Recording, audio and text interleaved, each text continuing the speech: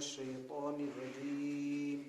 بسم الله الرحمن الرحيم إن الذين كفروا سواء عليهم أأنذرتهم أم لم تنذرهم لا يؤمنون ختم الله على قلوبهم وعلى سمعهم وعلى أبصارهم غشاوة ولهم عذاب عظيم صدق الله العظيم۔ سورہ بقرہ کی ابتدائی 5 آیات میں سب سے پہلے اس بات کو بیان کیا گیا کہ قرآن ایسی عظیم الشان کتاب ہے کہ جو ہر قسم کے شک و شبہ سے بالاتر ہے، اور اس کے بعد ان خوش نصیبوں کا تذکرہ کیا گیا کہ جنہوں نے قرآن سے ہدایت حاصل کی،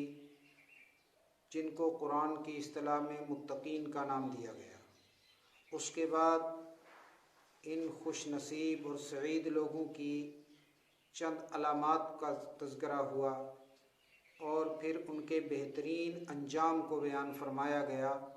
اولئک هم المفلحون کے الفاظ کے ساتھ۔ ان خوش نصیبوں کے بعد اب ان بدبختوں کا اور شقی لوگوں کا تذکرہ کیا جا رہا ہے جنہوں نے اس قرآن حکیم کے ذریعے سے ہدایت کو قبول نہیں کیا، پیغمبر اسلام صلی اللہ علیہ وسلم کی دعوت کو قبول نہیں کیا۔ یہ 2 قسم کے لوگ تھے، ایک تو جنہوں نے ظاہری طور پر کفر کا راستہ اختیار کیا، اور دوسرے وہ لوگ کہ جنہوں نے نفاق کا راستہ اختیار کیا۔ ابتدائی 2 آیات میں ان کفار کا تذکرہ ہے کہ جنہوں نے کھل مکھلا اسلام کا انکار کیا۔ فرمایا ان الذین کفروا سواء علیہم، بلا شبہ جن لوگوں نے کفر کیا ان کے لیے برابر ہے، اانذرتہم ام لم تنذرہم، کہ آپ ان کو ڈرائیں یا نہ ڈرائیں، لا یؤمنون، وہ ایمان لانے والے نہیں ہیں۔ ختم اللہ علی قلوبہم وعلی سمعہم، اللہ تعالیٰ نے ان کے دلوں اور ان کے کانوں کے اوپر مہر لگا رکھی ہے، وعلی ابصارہم غشاوہ، اور ان کی آنکھوں پر پردہ پڑا ہوا ہے، وَلَهُمْ عَذَابٌ عَظِيمٌ، اور ان کے لیے دردناک عذاب ہے۔ کفار میں بھی چند کفار وہ تھے کہ جنہوں نے اپنے کفر اور انکار اور ضد اور ہٹ درمی پر یہاں تک اصرار کیا ہوا تھا کہ حق تعالیٰ جل شانہ نے ان کی دلوں پر، ان کے کانوں پر مہر لگا دی۔ مفسرین نے اس قسم کے کفار کے سرغنہ ابو جہل اور ابو لہب وغیرہ کو قرار دیا ہے کہ یہ لوگ اپنے کفر پر، ہٹ درمی پر، ضد پر، عناد پر اس قدر جمے ہوئے ہیں اور اس قدر اڑے ہوئے ہیں کہ اے محمد صلی اللہ علیہ وسلم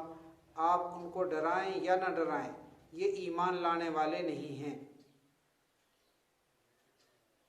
ان الذین کفروا، بلا شبہ جن لوگوں نے کفر کیا، سواء علیہم، ان کے حق میں برابر ہے، ان پر برابر ہے، انذرتہم، کہ آپ ان کو ڈرائیں، ام لم تنذرہم، یا آپ ان کو نہ ڈرائیں، لا یؤمنون، ایمان نہیں لائیں گے یہ لوگ۔ انذار کے معنی آتے ہیں شفقت اور محبت کے ساتھ کسی کو ڈرانا۔ ایک ڈرانا ہوتا ہے شفقت اور محبت کے ساتھ، جس طرح ماں باپ اپنی اولاد کو کسی موذی چیز سے ڈراتے ہیں، یقیناً وہ محبت کی بنا پر ڈراتے ہیں،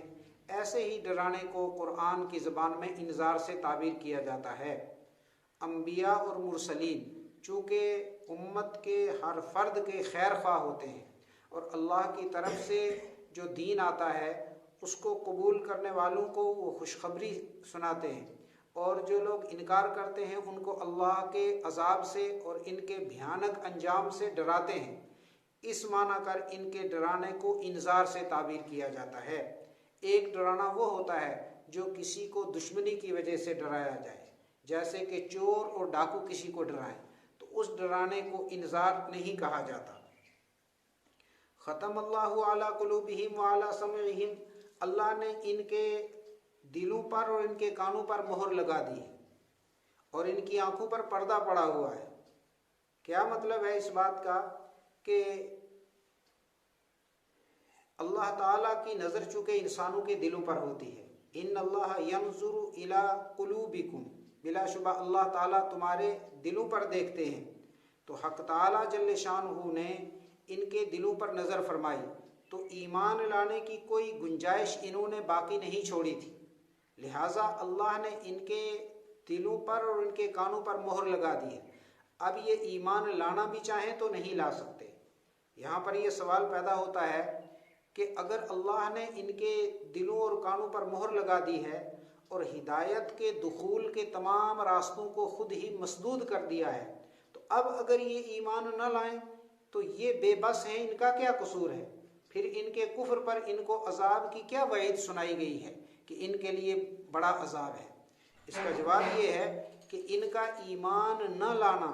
یہ اللہ رب العالمین کے مہر لگانے کی وجہ سے نہیں، بلکہ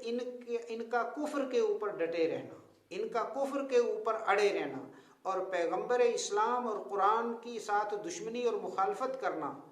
اس نے ان کے دلوں پر مہر لگانے کا ذریعہ بنا دیا ہے کہ اللہ تعالیٰ ان کے دلوں کے اوپر مہر لگا دیں۔ اس کو آپ اس مثال سے بھی سمجھ سکتے ہیں کہ اگر کوئی طبیب حاذق ہو، ماہر ڈاکٹر اور حکیم ہو، اور اس کے پاس کسی مریض کو لے جایا جائے، وہ مریض کو دیکھنے کے بعد یہ اندازہ کر لے کہ اب اس مریض کی زندگی کے آخری لمحات قریب ہیں، اور وہ یہ بات کہہ دے کہ اس کے لیے اب کوئی دوائی کارگر نہیں، اس کو اپنے گھر واپس لے جایا جائے، اور جس چیز کی یہ طلب کرے اس کو وہ چیز دے دی جائے، کھانے کی، پینے کی۔ اور ایسا ہی ہو کہ جب مریض کو گھر واپس لایا جائے اور وہ ڈاکٹر اس حکیم کے کہنے کے عین مطابق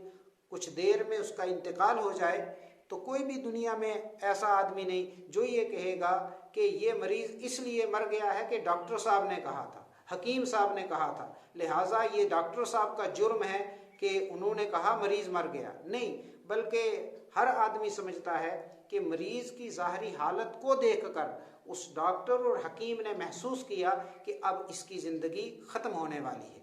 یہی مثال یہاں پر آپ دیکھیں کہ اللہ تعالیٰ نے پیغمبر اسلام صلی اللہ علیہ وسلم کو ہدایت کی روشنی دے کر بھیجا، قرآن کی شکل میں ایک روشن شاہراہ عطا فرمائی جس کو صراط مستقیم کہتے ہیں۔ پیغمبر اسلام نے سارے ہی انسانوں کو اس دین کے قبول کرنے کے لیے دعوت پیش کی، کچھ خوش نصیبوں نے اس دعوت پر لبیک کہا اور ایمان کو قبول کیا اور اس ہدایت سے فائدہ اٹھایا، اور کچھ بدبختوں نے یہ جانتے ہوئے بھی کہ یہ دین حق ہے، یہ قرآن اللہ کی طرف سے ایک روشن شاہراہ ہے، صراط مستقیم ہے، اپنی پسند، اپنی اختیار اور اپنی مرضی سے اس کامیابی والے راستے کو چھوڑ کر یہ ناکامی والا راستہ چن لیا اور اسی پر چلنا انہوں نے گوارا کر لیا، تو حق تعالیٰ جل شانہ نے ان سے ناراض ہو کر ان کے دلوں کو، کانوں کو مہر سے بند کر دیا اور ان کی آنکھوں پر پردہ ڈال دیا۔ اب دنیاوی اعتبار سے تو یہ اپنی آنکھوں سے چیزوں کو دیکھتے ہیں اور بہت ساری آوازوں کو اپنے کانوں سے سنتے ہیں، اور ان کے دلوں کے اندر بہت ساری باتیں ایسی ہیں کہ جن کو ان کے دل قبول بھی کر لیتے ہیں، لیکن اب یہ ہدایت کو قبول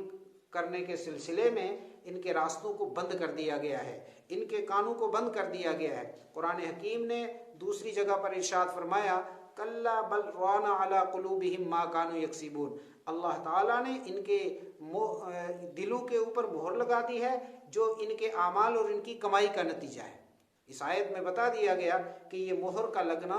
یہ ان کی اپنی کمائی ہے کہ انہوں نے خود ہی ہدایت والے راستے سے اپنی آنکھوں کو بند کر دیا ہے۔ تو اب یہ اعتراض مناسب نہیں ہوگا کہ جب اللہ نے مہر لگا دی ہے تو یہ ہدایت کے قبول کرنے کے سلسلے میں معذور ہیں، لہٰذا عذاب کے کیا معنی؟ مطلب یہ ہے کہ انہوں نے اپنی صلاحیتوں کو خود برباد کر دیا اور دین اسلام کو اپنی مرضی اور اپنے اختیار اور اپنی پسند سے چھوڑ کر جہنم کا اور دین کے مقابلے میں ایک دوسرے ناکامی والے راستے کو اختیار کیا ہے، تو اللہ تعالیٰ نے اظہار ناراضگی کر کے ان کے دلوں پر مہر لگا دی ہے۔ حدیث پاک میں ارشاد ہے کہ جب کوئی بندہ گناہ کرتا ہے تو گناہ کرنے کے نتیجے میں اس کے دل کے اوپر ایک سیاہ نشان، ایک کالا نقطہ پڑ جاتا ہے۔ اگر بندہ توبہ کر لیتا ہے تو اللہ تعالیٰ اس سیاہ داغ کو، نقطے کو صاف فرما دیتے ہیں، اور اگر یہ بندہ توبہ نہیں کرتا، دوسرا گناہ کرتا ہے، ایک اور نقطہ لگ جاتا ہے، پھر گناہ کرتا ہے اور نقطہ لگ جاتا ہے، یہ لگاتار اور مسلسل گناہ کرتا رہتا ہے، تو اللہ تعالیٰ اس کے دل کو داغدار کرتے ہیں۔ ایک وقت ایسا ہوتا ہے کہ اس کا سارا دل سیاہ ہو جاتا ہے، اور جب سارا دل سیاہ ہوتا ہے تو پھر نیکی اور بدی میں، خیر اور شر میں تمیز کرنے کی اس کی ساری صلاحیتیں سلب ہو جاتی ہیں۔ یہ بندہ گناہ کرتا ہے یا نیکی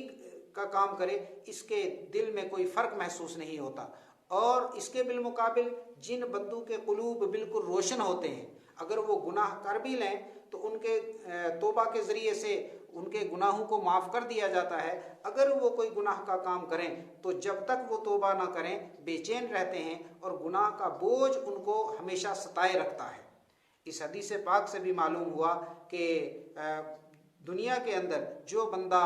ہدایت کے راستے کو چھوڑے اور کفر کے اور معصیت کے راستے کو اختیار کرے تو ایک نقد عذاب اس کو دنیا میں یہ ملتا ہے کہ اللہ تعالیٰ ہدایت کے قبول کرنے کی صلاحیت اسے سلب فرما لیتے ہیں۔ یہی حال ان کفار کا ہے کہ جن کے بارے میں فرمایا ختم اللہ علی قلوبہم، ان کے